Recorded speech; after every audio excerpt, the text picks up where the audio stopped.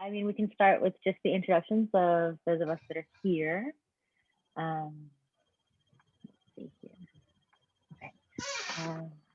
All right, my name's Brandy. I'm the owner of San Paquet Downtown. I'm a member of Noes Lafayette, and I am a volunteer at DZB, the Creative Reuse Center downtown. I'm Catherine Como, and I am a member of No Waste Lafayette. I just finished working.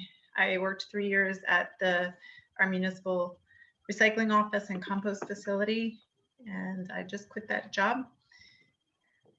But I learned a lot about working for the city, A, and B, about our curbside recycling program.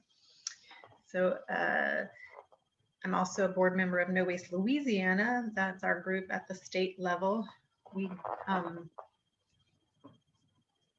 haven't had a meeting in a while, but we've got some good people involved at the state level who get very active with the, they have been very active with groups like the Bucket Brigade and Rise St. James, people who are looking at the communities most heavily influenced by our petrochemical industry here, which produces a lot of the plastics that we somewhat rail against as part of No Waste Lafayette. I've been meaning to ask you, Catherine, you were interested and involved in all this before your job at the recycling office, right? Okay. Yep. Yeah. Cool. I'm Monica. I work in the Office of Sustainability at UL Lafayette. We cover all things sustainability, one of which is materials management, which looks at looks at things from both the side of procurement and then what happens to them at end of life. And excited to be here with everybody. Who is joining us tonight? So tonight we are going to have two guests talking to us. Wayne Koeckeritz, who is from Eco Products. He is my go-to organics waste guru. Has gone through many different roles when it comes to organic waste management and looking at food and food packaging and what can be done with it other than sending it to landfill, because it's a very valuable resource. So he will be joining us. There he is. And then we'll also have Dr. Mark Benfield from LSU's Department of Oceanography and Coastal Sciences talking to us about microplastics and plastic pollution. And everyone, this is Mr. Wayne himself. Hey, Wayne. I didn't go far enough down the invite. There was like Google Meet, and so I clicked on that. I didn't realize further down. Sorry, I do that all of the time. Forewarning, we are recording, Wayne, and live streaming. Is this a not safe for work environment? Are we? It's happy hour. Happy hour. Well, then cheers to that. Here's cheers. A bit of local beer here. So, where are you, Wayne? I'm in Knoxville, Tennessee. Woohoo! Welcome. Are you familiar with Knoxville at all? No. Okay. Not at all. I've been to the zoo there. What's that? I've been to the zoo there. We went for the solar eclipse. Okay, perfect. Yeah. Knoxville is a great town that nobody really knows about, which is why we moved here. Great. I moved from Charleston, South Carolina, about 2 years ago. And when, everybody loves Charleston, right? It's on everybody wants to go there and be there. And then they eventually want to live there. And so when I lived there for about 16 years and told people I was moving to Knoxville, and they were like, where? And I said, exactly.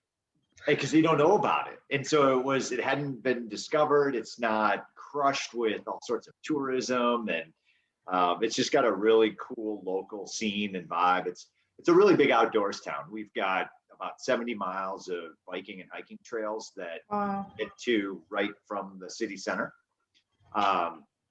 And we're on the Tennessee River. This is actually the headwaters of the Tennessee River. So there's actually a lot of boating and kayaking and paddle boarding that you can do. And And we're in the foothills of the Smoky Mountains, so it's kind of the gateway into that. If you take out Dollywood and Pigeon Forge and Sevierville and all that sort of Gatlinburg craziness, it's actually a really cool place. So it is around all those other things you just mentioned, right? It's close to that. It is. Yeah. Yes. Okay. I've been to Knoxville before. Comes out. Do they compost in Knoxville, Wayne? Unfortunately, we do not have commercial composting here. This is sort of my sort of one of my missions is to try to get enough people together in this community to kind of get it going. And at one point they had tried it. It was a poorly managed site. So there were odor complaints and it got shut down, right? Number one reason composting sites get shut down is odor complaints. Sure. And that's not, it doesn't have anything to do with composting so much as in the mismanagement in the process and not following best management procedures. So, okay, to clarify, Wayne, so I'm thinking you obviously don't have food waste composting, but does Knoxville have any sort of yard waste composting facility? It does, yeah, exactly. Yeah, it does. So all of the leaf and yard waste is collected by the city and then taken to Living Earth has the contract. Living Earth has actually got some sites, I think, in Texas as well as here. Oh, so it's a private company. So the private company does the processing of the yard waste while the municipality picks up the leaf and yard waste. So the city collects it and then the contract is with them to actually, they say compost, I call it mulch. Right. It's devoid of any sort of real nutritional value. So I distinguish between compost and mulch, but we do have that. Is that because it's lacking like a food waste? Like, would that give it the nutrient boost it needed? That's correct. Yeah. So when you think about all the stuff that goes into growing food, all of the minerals that are added in there, right? So you've got nitrogen and phosphate, potassium, all those things that you add to soil to help fertilize and grow, they get taken up by the plants. And so the plants have all that in there. And so when you think about just sort of leaf and yard waste, it's predominantly carbon. So you're really just breaking that down. And it offers, some, mulch is great in a sense that it's not going to the landfill, but it just doesn't provide that same level of soil sort of health and building that compost does. But there is a small residential, pickup service for just pre-consumer vegetative waste. From restaurants? Nope, just residential. So yeah, is that considered pre-consumer? Just sort of what I say is your vegetable peelings and oh, gotcha. Okay, yes, right. From food preparation as opposed to like prep. Leftovers, no leftovers. Okay. Yes, yeah, exactly. Yep, exactly. So it's a start, but we've got a long way to go. It's interesting. So Tennessee, we've just formed our Tennessee Composting Council, which is part of the U.S. Composting Council. And we do have commercial composting available in Nashville, Memphis, and a smaller community up in the northeast corner called Johnson City. So, but Knoxville is overdue. So it's hard. As you guys know, in Lafayette, it's hard to get something going. Yeah. So Catherine, for our guests online, either with us today, hi Caleb, or on Facebook right now, do you want to go, you and I can probably tag team and go over what organic waste looks like in Lafayette currently? Oh yeah, sure. So, and Wayne, so Catherine actually works at our Lafayette's compost facility or yard waste facility. I worked. Worked. At the ED. Last week was my last week. Oh, it was, okay. It was, yeah. And I mostly just managed some of the data that was coming out, and sad to say, I can't quote any of the data. It was like in my brain, into the computer, and out my brain. But we've been composting yard waste here since the 90s, and that was due to a local landfill closing. Yeah. But and that put the pressure on for us to start getting that out. Surprising to me, Monica, what we had 2 hurricanes this year, which basically means a lot of tree and leaf debris down all at one time. There was a location within our city, right in the middle of a neighborhood, where the debris was that's probably like a 3 to 4 acre site, I think, where they had debris piled high. And I want to say most of that got chipped and went for landfill cover. Oh. Did you know that? No, is that because of not being able to take it in at? Oh, we could have never handled that at our facility. Right. Okay. Yeah, the issue with our facility in Lafayette is that it's been somewhat poorly managed for the past couple of years, which is about to change. We've recently hired a foreman. There hasn't been a foreman there for, I don't know, 10, 15 years. And then, without equipment being maintained properly, the facility just can't keep going. But that's all getting ready to change. But it's just surprising to me that in hurricane territory, we don't have a better plan for all that debris, that other than just using it for landfill cover. I guess somebody needed it for landfill cover because it quickly all disappeared, or not so quickly if you lived in that neighborhood where they piled it. It's yeah, that's a surprising thing to me about our waste. And I know at our facility they've kind of batted around the idea of accepting food waste, but I think there's like, this $1 million permitting process that would have to happen. And then, as you know, Monica, in Louisiana, at the state level, when it comes to these types of permits, people are like, wait, is that your department? Wait, who's doing this? Who's in charge of composting? What? And maybe you can speak to that about your experience in CADE. Yeah, so the university has an experimental compost pile. I used to call it small scale facility, but I can't do that anymore. And we, because it is on Cade Farm, which is our research farm, which is zoned as agricultural, we were able to go through the Louisiana Department of Ag and Forestry, who has a handshake agreement with DEQ for ag and forestry waste compost piles.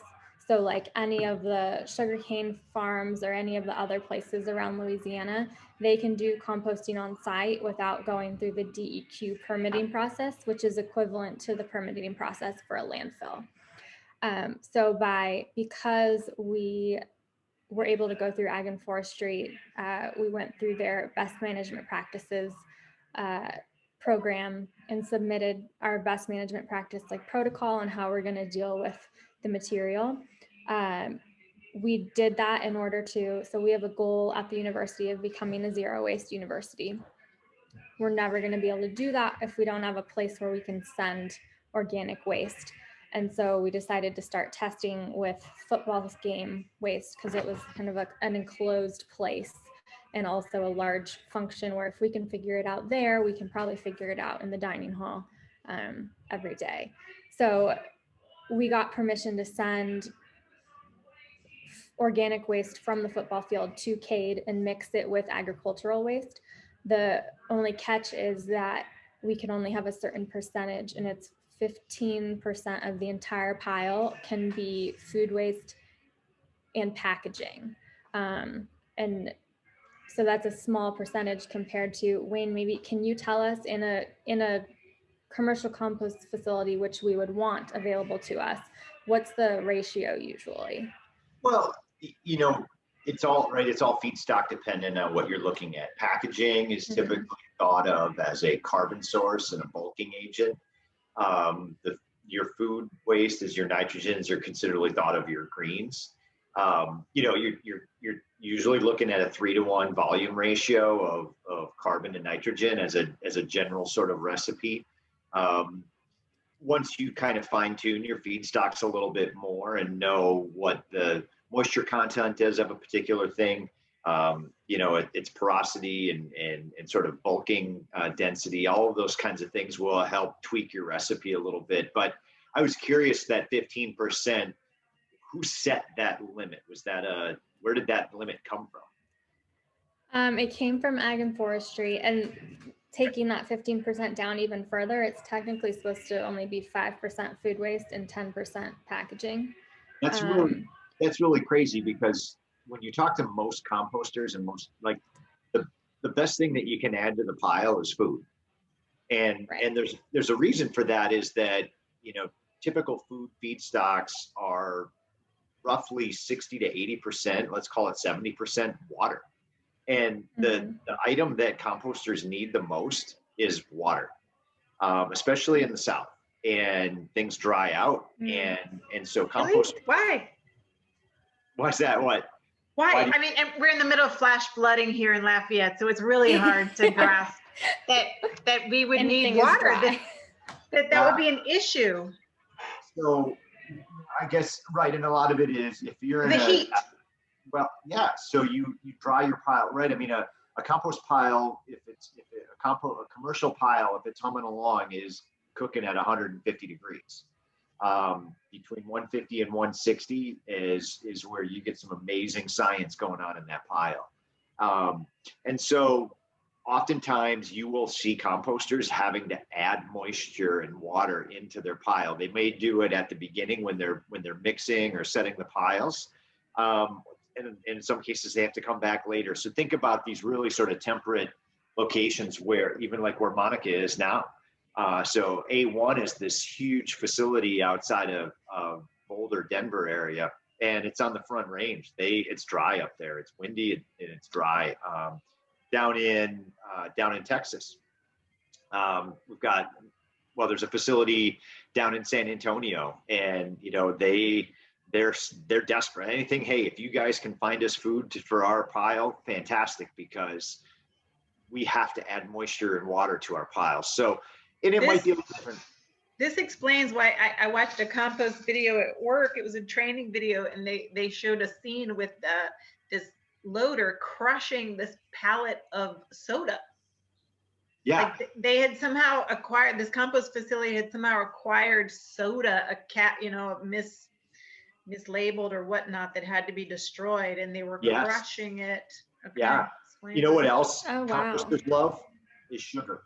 So they just basically have this giant pallet of sugar water. Fantastic, right? Because those carbohydrates in there are the energy for the micro. I mean, it's a fantastic thing. So I used to be a food waste hauler when I was in Charleston. That was what I did. So prior to hucking for eco products here, I was a food waste hauler. So when I would take it to our compost facility, which was managed by the county, so it was a municipally run facility, it was not privately run, and it was co-located at the landfill.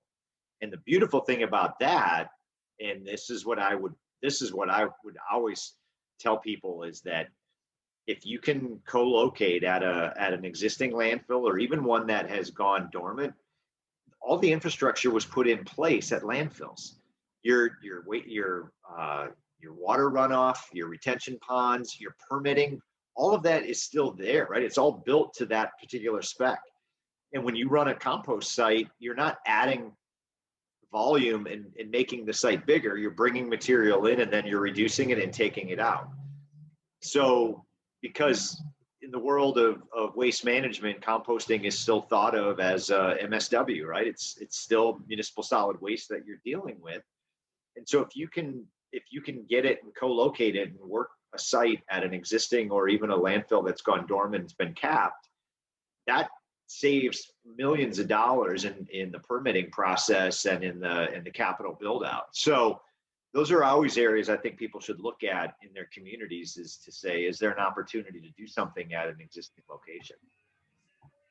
That's awesome. Do you know where our capped landfill is, Catherine?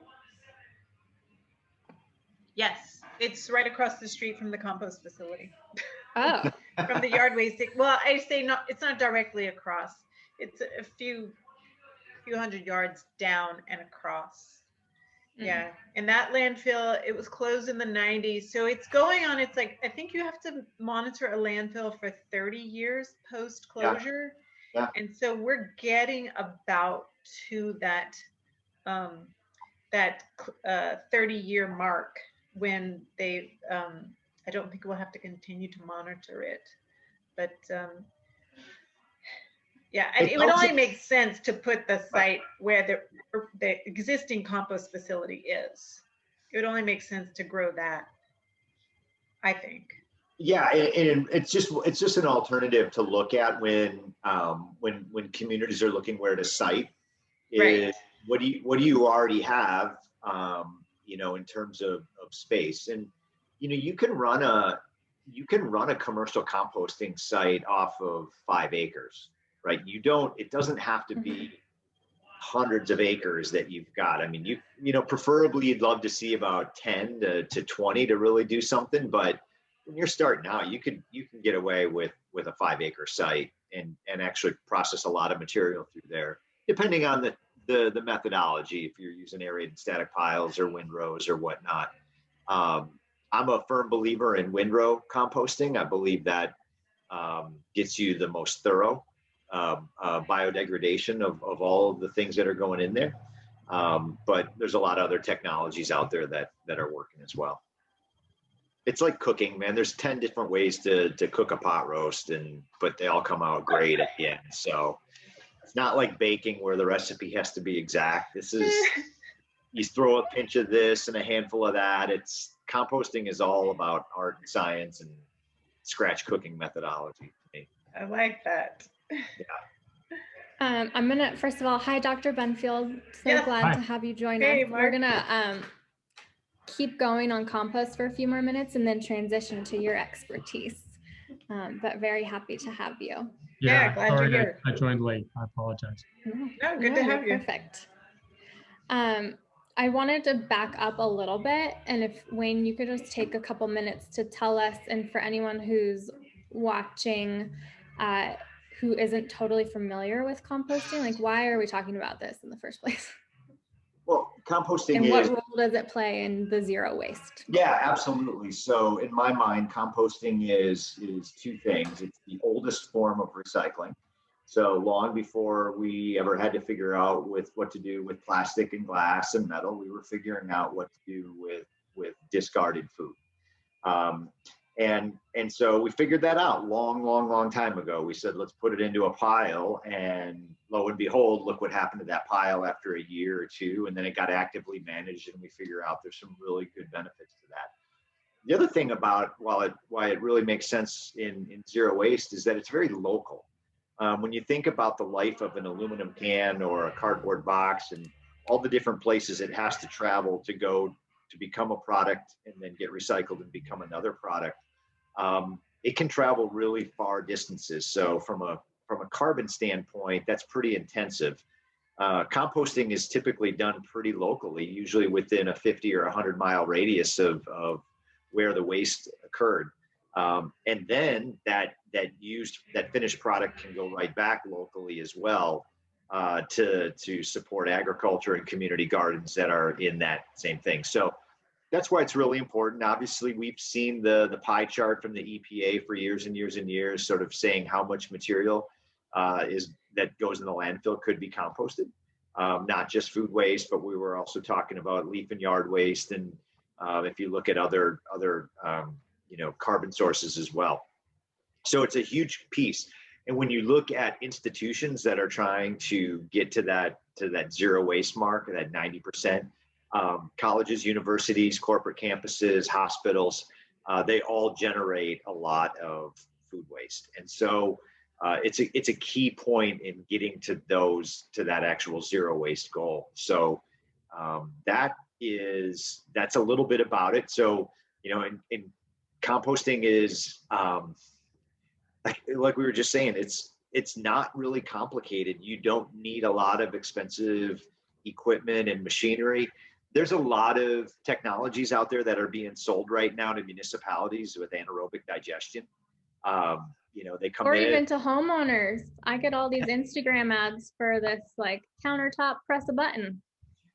Yeah, right. Like, and so on a large scale, what we're trying to do here is solve a waste problem, right? And so you can kind of couch it in all the different terminologies, however you want to look at it, but we're solving a waste problem, and so that's what composting is, and it has benefits on the back end. So it's not just, hey, don't put this in the landfill. It's don't put it in the landfill because we can actually just continue that circle of growing food, consuming food, composting the waste, and just keep it going. So, and I think it's also important too to recognize, I always like to differentiate between food waste and wasted food. I think they're two different things. And we have to understand that as consumers, we have to work on the wasted food part.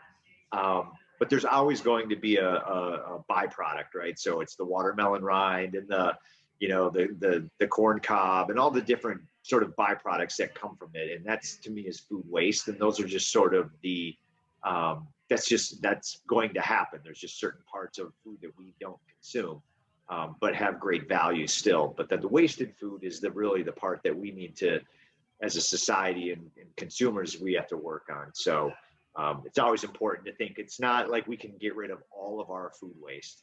There will be food waste just through process, so that way that we consume. That's an interesting distinction, Wayne, the food waste and wasted food. And then also thinking about, so if we had a place to send food waste or wasted food to be composted, yep, there's a matter of getting it there, right? And the two different, it can be the same system, but just knowing from trying to do it or living places, the capture of either food waste or wasted food is different. Or can be different. Like the food waste is a lot cleaner stream usually. Could you talk about that a little more? Yeah, obviously within the composting world right now, there's a lot of consternation and hand-wringing around whether or not to accept compostable packaging. And it's not that compostable packaging isn't compostable, it's that sometimes it brings and invites in the non-compostable packaging. So people don't differentiate between, a regular foam clamshell versus a sugarcane clamshell. And so what we're really trying to do is get food waste to composters. That's where the value is in packaging, not in the packaging itself. So we're just helping to try to solve that problem of food waste. The logistics of it are challenging. Back of house collection is much easier. It's fewer people that are participating, so you have less people to kind of gum up the works. And typically it's a lot cleaner of a stream. Once you go to front of house or post-consumer, that's where really strong programs and system solutions of making sure you've got 3 bins of so compost, recycle, and trash. You've got to have that. You have to have good signage, and you also have to, from your product selection, whatever is being used at that facility, you have to make it as much of it as compostable as possible, so that you don't get the contamination. So that's a challenge right now. Some composters are packaging friendly. We have others that don't want it at all. So, but in order to get food waste to the compost site, we firmly believe that packaging plays a role in that, especially, Monica, like in your experience at a stadium, where single use is going to happen. We can identify those areas and really focus on getting the waste collected out of there. Yeah. Awesome. Cool. Yeah. For anyone who's not familiar, within our composting pilot, and to go back about our percentages allowed in our compost pile also, they are so low because like Ag and Forestry has never allowed any food waste before. So it was kind of like, let's start you off here. And then the goal is through having the pilot, we'll show that we can manage it without destroying the world. So then let us have a few more, like a little higher percentage next year. But so through the pilot at our stadium, we've worked very closely with the concessionaires to convert. It's essentially, well, rule of thumb would be anything that food is served in we want it served in something compostable, or any cutlery that's used on food, we want that to be compostable as well. And we're pretty much at that, more or less, until COVID. And full disclosure, last year's football season, we did have to remove our compost bins because everything had to be so manufacturer prepackaged. That's a whole nother hour-long discussion about manufacturer packaging and why can't my chip bag be compostable, but yeah. But you're right, you raise a good which point. leads us maybe to microplastics. Yeah, and we often advocate, number one, the use of washables and durables is by far and away, what we would advocate. We know that's not always going to be possible. So to your point, if it touches food, we think it should be compostable. And if it touches liquids, we think it should be recyclable, right? That's a you think that too? Yay. Yeah, it's a delineation you can make, especially at a stadium. So if it's a bottle or a can, it should be recyclable. If it touches food, it should be compostable. Mm-hmm. Yeah. And you had said something, Wayne, about, composting solving a food waste issue. But I also think that for us to sell more versions, the expansion of composting here, that it has to be seen as like a necessity for growing our soils, and especially because here in this area right now, we're dealing with a lot of flooding issues. And I don't think that composting is going to solve flooding, but I think it's part of a multifaceted approach to improving our landscape so that it can accept more storm water and prevent runoff. So I would agree. So here's the problem, that typically composters are not really good marketers, right? Composters do this really awesome and cool thing because they love it and they're passionate about it, but they don't necessarily know how to get out and do glitzy ad campaigns. And so, but you are 100% correct when you look at the beneficial uses of why to compost. There is the one side on the waste side, diversion side, but building healthy soils and compost being used as erosion control, as well as how much water it can retain by volume, those are amazing statistics. They've been around forever, and people that are in soil sciences and soil health know this, but we're not a sexy group. We don't really know how to sort of get that message out there.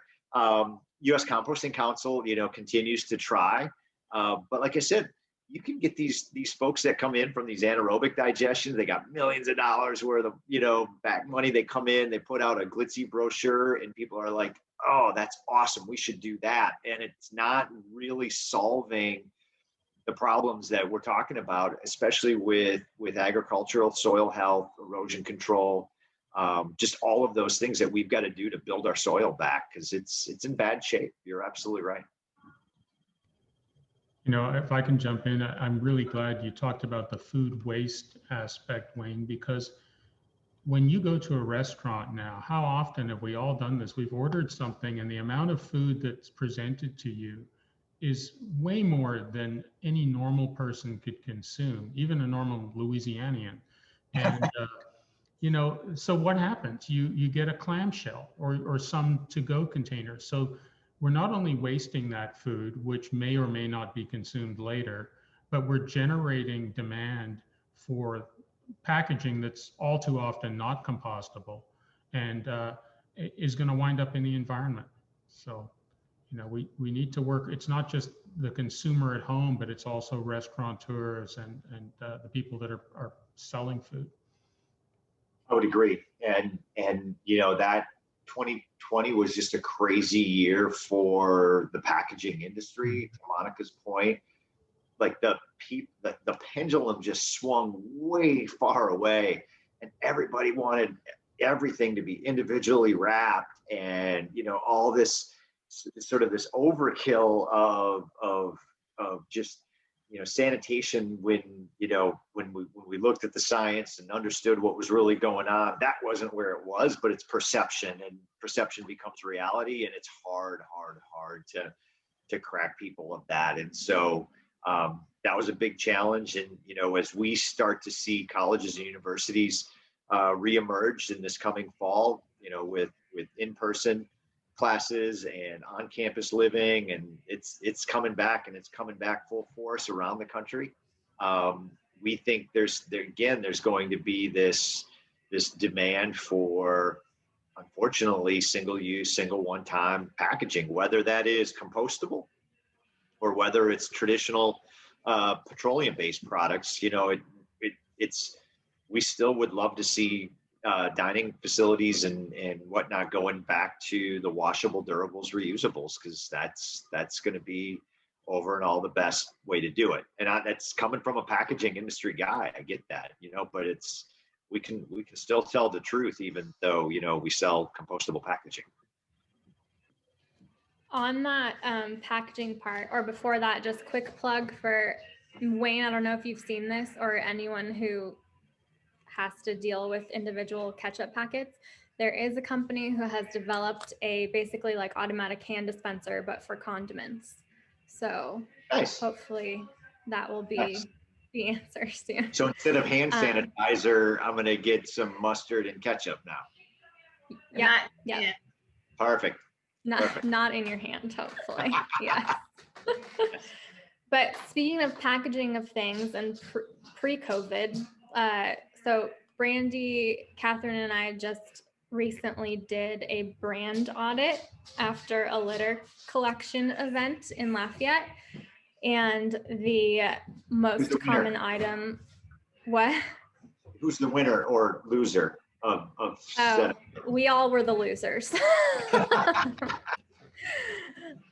But the most common item by far was food packaging. And then if you drill into that, it was cups and bottles. And so those, we all know, those were picked up from the side of the road places, but would have eventually ended up in the Vermilion River and then going on from there. So Dr. Benfield, I'm wondering if you could talk to us a little about your work and what you do and how that might be related to all of the plastic bottles that we counted the other day. Sure. Well, I'll tell you what, can I share my screen here? Let's see. I don't have the permission to do that, unfortunately. So I've become very concerned about plastic waste on our streets in Baton Rouge and in our stormwater systems. And so in Baton Rouge, the majority of our stormwater systems are directed into a series of canals, artificial canals, that then flow into natural bayous and ultimately make their way into the Gulf of Mexico via Lake Maurepas and Lake Pontchartrain. The city has put some weirs, some booms. They're not like your trash collector in Vermilion, but they have these rubber booms and they intercept the trash that washes off the streets. And in theory, they're supposed to be cleaned out on a regular basis, but that just doesn't happen. And the neighborhoods where these booms are food deserts. They're predominantly African-American communities. There are no supermarkets there. There are just fast food outlets, and there are little convenience stores and Circle K's and Kangaroo Express and things like that. And so what you see when you do a brand audit is that we see exactly what you saw, Monica, and in the work that you and Catherine and Brandy were doing. We see food packaging, and we see a lot of branded styrofoam and water bottles and clamshells from Cane's and all that sort of stuff. So what Polar Pops. Go ahead. And Polar Pops. Oh, well, I was hoping the picture I was going to share you is a kind of an aerial view of a sea of Polar Pop cups. Of course it was. Catherine's favorite. Yeah. And the insidious thing about the majority of this stuff being styrofoam or PET bottles is that, styrofoam, when you put it out in the sunlight and you expose it to mechanical damage, it starts to fragment. And so what you'll often see on the surface layer of the water are just millions of or tens of millions of little styrofoam granules. And so our graduate students actually did a brand audit. They got the city to put the contents of one of these booms into a dump truck, and they spent the whole day sorting through it. We photographed everything. We're still processing the data, but we have a complete brand audit of what was in there. And, you know, I really, if we could get a project going where we could start to monitor this, we could actually use these booms as a way of measuring the effectiveness of waste reduction initiatives in that community. So could we start to introduce reusables? Could we get the stores to have stations where people could purchase water and have it in a bottle, reusable bottle? Could they have compostable containers? Could we provide them with better options for disposing of the trash and more signage? You know, I think if you started to initiate those things, you could actually measure, you know, the efficacy by looking at what's going in these canals, because everything is one rainfall away from making it into these canals and then making it into the Gulf of Mexico. And then, you know, we fly our drone out on the barrier islands and on places like Elmer's Island, but some really remote islands like Timbaleer Island, and you see exactly the same thing. The brands are a little different because you see products from all the way up to Minnesota, but we're seeing the waste from 100 million people. And what we see in Baton Rouge is just a microcosm of that. A small city putting all this trash into these canals. So yeah, I mean, that's what I do. So when hopefully the weather will improve tomorrow and I'll get my drone up again and be able to see what's happened after this. But what I fear has happened is because of the heavy rainfall, the majority of this stuff, and we're talking about, we could fill several dump trucks in some case at some of these booms. It's already on its way to the Gulf of Mexico. Yeah, is that what you expect? I mean, after rainfalls, that the quantities just heavily increased and also speeds up the pathway out? Yeah, yes, absolutely. And you know, that example I gave you of the students cleaning up the contents of that boom and enumerating it, it rained that afternoon and we had heavy rain overnight. And when I went back to the boom, it was already filled up with more trash. So yeah, it's getting into our stormwater systems, and our stormwaters are just culverts that direct it right into these canals. You know, we don't have hydro separators. We don't have any sort of bags to intercept this material. And you know, it goes in there, and in other areas, it accumulates in local bodies of water, like the lakes behind the state capitol. You know, you would think the state capitol, the lakes would be a really nice environment, but they're a horrible environment filled with all this plastic, old tires, debris that's just accumulated because there really is no place for that trash that doesn't break down to go. So it just accumulates over time. So it's hopefully somewhat self-explanatory to why we don't want these microplastics or larger plastics in our environment, but there's also like trickier reasons why. Could you share some of that with us? Yeah, sure. So, you know, microplastics originate from a number of different sources, but fragmentation of macroplastics is a big one.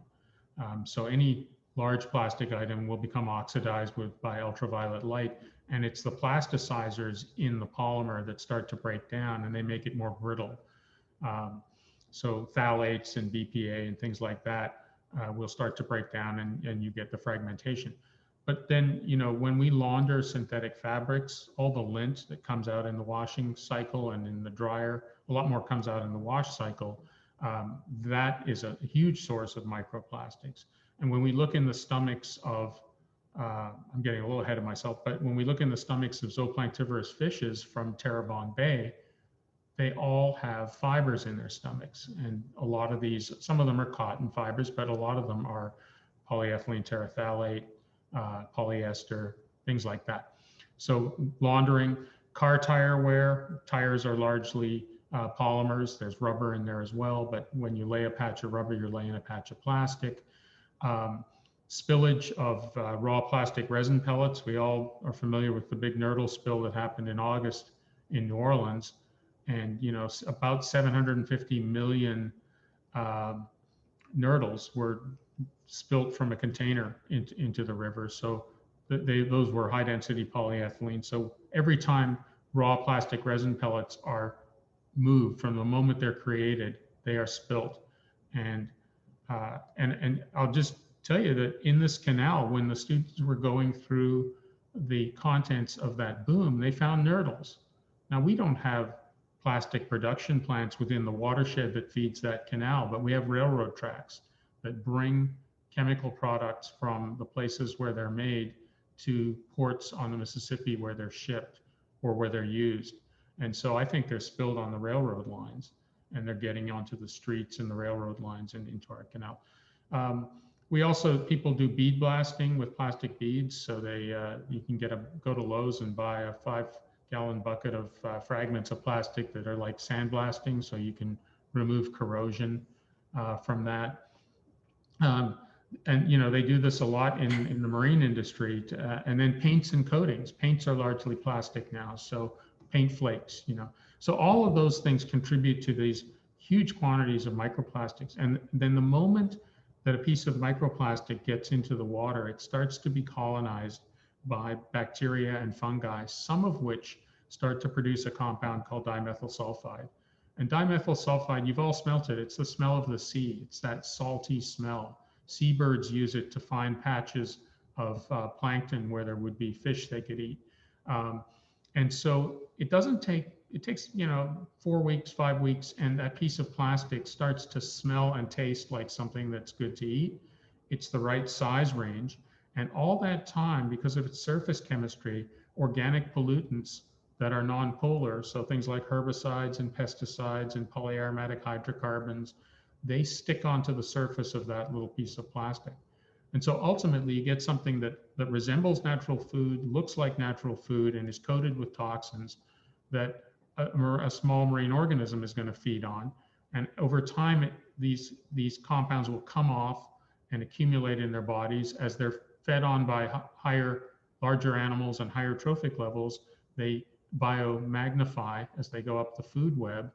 And of course, this stuff's not nutritious. So it's blocking the digestive tract. It's giving these animals a false sense of fullness, so they're not feeding as frequently. And you know, it's not nutritious. And so it can potentially reduce growth rates. And these are all sublethal, subtle effects that we don't really understand very well, but we know that they're likely to occur. And then of course, we eat a lot of this stuff. The biggest fishery in the Gulf of Mexico is the Menhaden fishery, the pogies, and they're zooplanktivorous. And we grind them up and we turn them into fish meal, which we feed to poultry and to hogs, and we eat those. So, you know, the organic pollutants that are on the surface of those microplastics that wind up in the Menhaden wind up in food that we eat. So, you know, they enter our food supply as well. And in a pernicious way, it's a lot like the dead zone problem, where the source of the nutrients that are contributing to the blooms of algae in the Gulf of Mexico are in the Midwest. They're in the center part of the country. The problem occurs way downstream from those farms. Well, the plastics are coming from the Mississippi River drainage basin, from 100 million people from Minnesota all the way down. And then we're packaging up a fish meal and sending it back up to the Midwest to feed to livestock and poultry that then we're eating again, you know. So there's definitely a closed loop. What's that? I said it's closed loop. Yes, exactly. Yeah. Circular economy, yeah. Yeah. Okay, so yeah, all of these, I feel like I've seen lots of pop ads about, like, we all have a credit card's worth of like size of plastic in our bloodstream or something like that. Is that, full disclosure, haven't done the real reading of these. That's just the headline. A lot of that came out of a study that was done in Europe. It was published in 2014 on the microplastics in the blue mussel and in the European oyster. And so they sampled blue mussels from a farm in Germany, and they sampled oysters from supermarkets that originated in France. And then they took the average number of plastic particles that were in these, and the Europeans are big mussel eaters and they like oysters too. And they scaled it up by the average per capita consumption. and they came up with some numbers like 11,000 microplastic particles per person per year if you ate an average quantity of shellfish. And that got a lot of alarmist headlines, and the media picked up on that.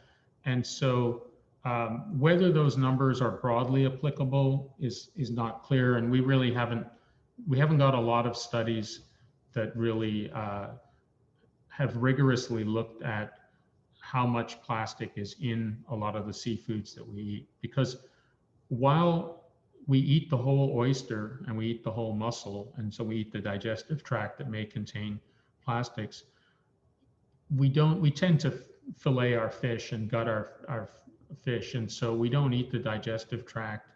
And so it's difficult for a lot of these plastic particles to move across the epithelium into the tissue unless they're extremely small. So, we all probably have some plastic in our bodies originating in seafood that we eat, but how much it is and whether it's really problematic, I don't think the literature's there to support that yet. Right. I have lots of really pigeonholed, probably take us too deep into science and biology questions. So waste related, Brandy and Catherine, if y'all have any questions for Dr. Benfield about okay, so we have all of this packaging and all of this microplastic problem on our ends, and what we can do, how can we affect it? I guess my question more is, I know at one point, Mark, that you were studying fish along the Mississippi River and studying them for the amounts of microplastics. I guess that was in their digestive tract, correct? Yeah, that we removed the digestive tract from, we looked at 5 species of fish. This was a study done in conjunction with my colleague, Steve Midway at LSU, and my former graduate student, Karen Toner, and another graduate student, Ahmed Gad, who's back in Egypt right now. So we looked at Asian carp, we looked at bluegill sunfish, largemouth bass, flathead catfish, and longnose gar. These are species that occur throughout the Mississippi River drainage system, and so we were able to get samples from Wisconsin down, so we looked at them, and what we found was very few large plastic particles, fragments in their stomachs. The majority were fibers. And what was interesting is that those fibers were too small for most of these fish to visually resolve. So they wouldn't have seen them. So they were probably accidentally ingested when they swallowed water containing microplastics in the pursuit of their normal food. And we selected those fish because things like the gar and the largemouth bass are piscivorous, so they largely eat other fish. Bluegills eat zooplankton. The Asian carp are filter feeders. So we were trying to look at different trophic gills. We didn't have good data for the carp because they eat so much mud and they had so much sediment in their stomach that it was really difficult to separate the microplastics from all the mud and sediment in their guts. And so we've kind of kept those aside for now. There are ways of doing it. We just didn't, within the time constraints and the budget we had, we weren't able to look at those. But the other 4 species of fish, they all had microplastics in them, but they weren't particularly abundant. And they were mostly small. So that's good news. Yeah, I think so. I think some animals are good indicators of the relative abundance of plastic in the environment, and some might not be. And so, we chose those ones, and maybe they were good indicators, maybe they weren't. Maybe they came from areas where there weren't particularly high concentrations of microplastics. We didn't know the history, the provenance of each fish, and that's something you really want to know, because when you collect a fish, you're basically getting a record of what that fish has been feeding on in wherever it's been for the period of time that it takes to clear its gut. And so we didn't, without the provenance of each fish, it's difficult to know what their exposure was. So you need tagged fish. Yeah, you need a telemetry study to kind of know where that fish has been. and you need almost a synoptic picture of the distribution of the microplastics in the river. And the river is a moving system, right? So that's, that's a very challenging piece of research to do, and a very expensive piece of research to do too. I bet. And then I guess even more expensive would be to know and understand the not only the effect that those microplastics might have on the animal that ingests them, but on us as humans if we ingest them. And I think there's a danger in this whole looking at waste and trying to figure out ways to reduce waste. There's a danger in like scaring people into it. Because it can be kind of scary when I hear you say that, it's in the rubber in our tires, it's in the weed eater string that we all use, it's everywhere, it's like, it's almost, it's crawl in a hole and die, kind of like, it's overwhelming. But I don't know if saying, well, it's in the digestive system of the fish, it won't hurt you, that doesn't do it for me either. I'm not sure, as we're an organization who really tries to interface with the public a lot on a very practical level, and we try to meet the average person in a place where they might accept this message of reducing. What has worked for you, Mark, in like, and that's probably not your mission. Your mission is not necessarily to get people to reduce packaging, but you did talk about maybe approaching those stores in these neighborhoods where there's food deserts.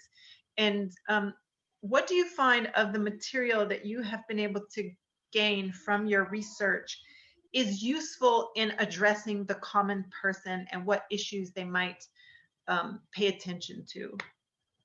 Yeah, that's an interesting question, and I do find myself becoming a bit of an evangelist about this, because you can't see this and just ignore it. No. I think a big part of it is that this stuff is out of sight. Microplastics are small. People don't see them. After a football game, whether it's at ULL or LSU, they clean up the big stuff. They bring in inmates usually, and they clean up the trash. But there's still microplastics, little fragments, little pieces all over some bottle caps, and they're almost invisible to people. People just walk across and they don't see them. This canal, very few people walk over to this canal and look into it and see all this plastic. So it's out of sight. Very few people get a chance to go out to the barrier islands and see all this plastic. So, imagery is really important. We've got a Facebook page called the Louisiana Remote Plastic Assessment Group, where I haven't been posting as much as I should, but I post pictures from our drones of the plastic that we see. Because most Americans, where do they get their news from? They get it from social media, they get it from the internet. And I don't want to scare people away from eating seafood and damage the livelihoods of fishers who depend, on those markets being strong. But on the other hand, like you say, Catherine, I don't want to whitewash it and say, yeah, go ahead, eat, it's fine, because we don't know what the impact of all these sublethal chronic levels of plasticizers and other organic compounds in these animals might be in the long term. Right. And not only Wayne, I see you shaking your head because you're in the compost world, because Mark, you're over in the water, but in the soil, it's happening, I would imagine, as well, in the earthworms and nematodes and whatever are feeding on the bits of plastic that end up in our soil. But what did you say the name of that group was, Mark? The Louisiana Remote Plastic Assessment Group, Remote Plastic Assessment Group. Yeah, it's a Facebook page that we've created, and I put interesting articles about plastic in it and pictures from our drones and things. And I've been neglecting it a little bit lately, but there's interesting content there. Thanks. Catherine, to your point too, in the composting world, composters for years and years and years have always been dealing with sort of unwanted things in the feedstocks that come in. Persistent herbicides is a big one. So, when people treat their lawns with chemicals, or when farmers use petrochemical based fertilizers and pesticides and all of those other things, those can be persistent. And so when they come in through the composting pile, they don't go away through that composting process. And so how then, as a composter, do you go turn around and try to market an end product which is designed to build and regenerate soils, and you're selling a product that's going to kill, sort of any vegetative life that goes into it? So composters have been dealing with the vegetative, with the persistent herbicides. As a packaging company, we're dealing now with, more and more research on PFAS and that whole class of chemicals as well. And what does that mean for not only for humans, but also plant life? Do plants take that chemical up? Is there a transference between when you get your takeout container that has PFAS, embedded into the chemistry? Is there an uptake into your food then that comes into you? And then what is that? How much of that PFAS is in that compost and all of those? So yeah, there's a lot of stuff that's still going on in that industry. The thing that is sometimes disheartening is that it sort of turns in on itself. So the composting industry starts fighting within itself about all of these different things. Meanwhile, massive petrochemical companies are out there just pumping this stuff away, making, barge loads and car loads of plastic pellet getting shipped around. When you started talking about the nurdle spill, I thought you were talking about the one that happened off of Charleston, South Carolina 2 years ago. Nope, you had your own down there, right? And so these are not isolated incidents. And the amount of plastic that was deposited into the ocean, just from those alone, and then we're we know about. Yeah, we know about, right? And then we're having all these little infights about all these other things going on. It's just sometimes we shift the focus and we turn it in on ourselves because we want to be perfect, and we're missing this bigger giant picture of the fact that there's so many other sort of producer responsibilities that aren't being handled, right? And so that I think is a big challenge we have going forward. Mark does the science, right? Mark's not out, like he's doing the science, he's getting the numbers. Here's the information. It's up to other people to run with that information and change policy and do things differently, so that what he's studying in the numbers that he's producing is impactful. We can't just continue to just rely on that field to come up. We can make all the recommendations, but scientists aren't the ones that implement policy. It's politicians and our elected officials. And so this is where I think the transition from what we know to how to improve it becomes really difficult, is the political will, because as we've seen, so many of these things now are just a sort of a divided, politicized issue. It's like you have to pick a side, and you're either on this one or that one, and that's really not it. I mean, what's going to be I don't know. I mean, Monica, Brandy, you're probably too young. Catherine, I'm not going to make a guess here, but right. I mean, when the Cuyahoga River was on fire in the 70s, right? That's a visual that people saw. When you have a river that's on fire outside of industrial city, people woke up and said, okay, that's it. Something's wrong here. The water should not be on fire, right? And so, but the problem is microplastics don't catch on fire, and you don't see them. Yeah. So what do we do? How do we get that sort of messaging out to the public? Catherine, that's what you do, right? Like you said, you're all about that public facing, front facing. What's the message that we've got to get out there to people to talk about this stuff? I ask myself that all the time. Yeah. On that note, and Catherine, the question you asked about like, what's the item that sort of sticks out? I will say, from so many students talk to me when I like mention sustainability or zero waste. It's like, oh yeah, turtles. We want to save the turtles. Like that whole straws up the turtle nose campaign has really stuck in the 19-year-olds' minds. And you know In that that turtle's nose, yeah. yeah. Yeah, And, yeah. and the crazy part about that, Monica, is, you know, we, even in the compostables industry, we have to continue to educate and make sure we're sending the right message, because, you know, we manufacture a PLA straw, compostable plastic straw, but you know what? That PLA straw in a turtle's nose is just as bad as a polyethylene straw and a polypropylene. It's not, our stuff, PLA is not, you know, marine degradable. And so we have that challenge too. We have to make sure that our customers understand just using a compostable product doesn't mean it's going to compost magically. It has to go through an active composting stage. Otherwise, if you put our stuff in the landfill, it's just as bad as anybody else's junk in the landfill, right? That's not why compostable products exist.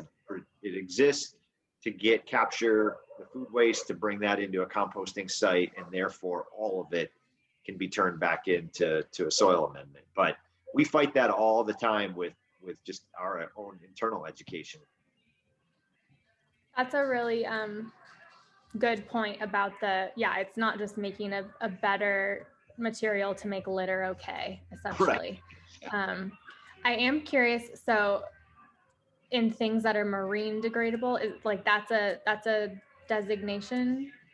So is that something? Yeah, yes, it is. It's not, there's no sort of, so ASTM, which is sort of the standards body of all things, you know, that they've got standards for bioplastics as well as natural fibers. You've heard ASTM D6868 or 6400. There is an ASTM standard out there for marine degradability. There's really sort of no certification on that. Mm-hmm. There is a resin that has been in the development stages now for the better part of about 10 to 12 years. It's called PHA, and that does have marine degradability standards and will break down in a marine environment. So it's not commercially viable right now as a resin.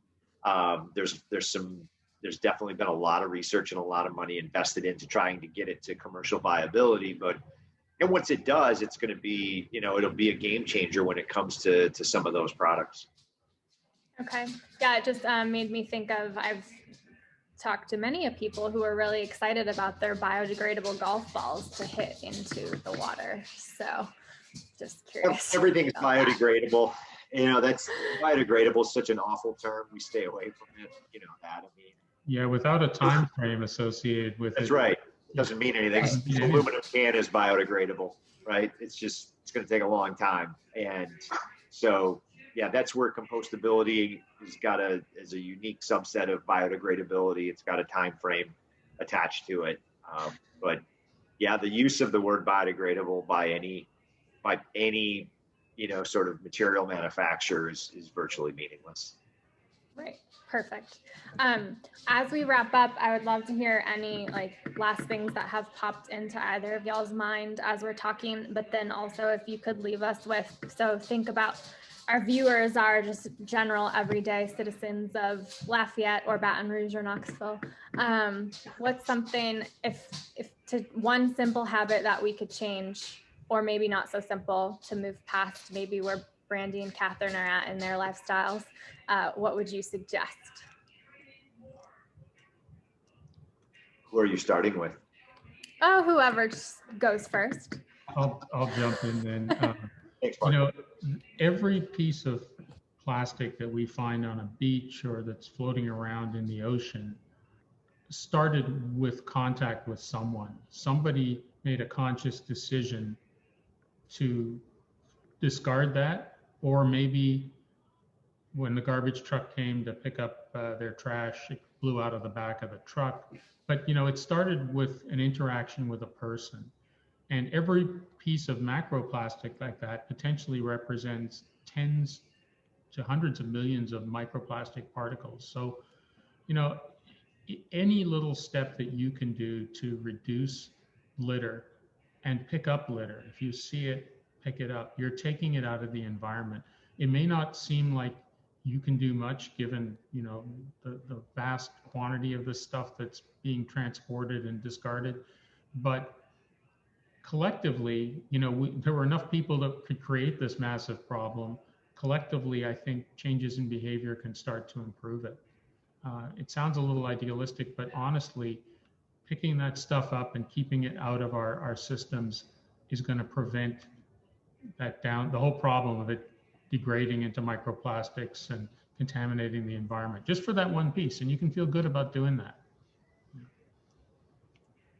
I'm going to echo that. That's a great segue, because I just, before this meeting, completed my weekly litter lap that I do here in in my neighborhood. I got my picker, grabbed my bag, and put on a podcast and head out and pick up the neighborhood, right? Like, nobody else is going to do it. You got to take, you know, got to keep the hood looking good and take care of where you live. And so I think it is.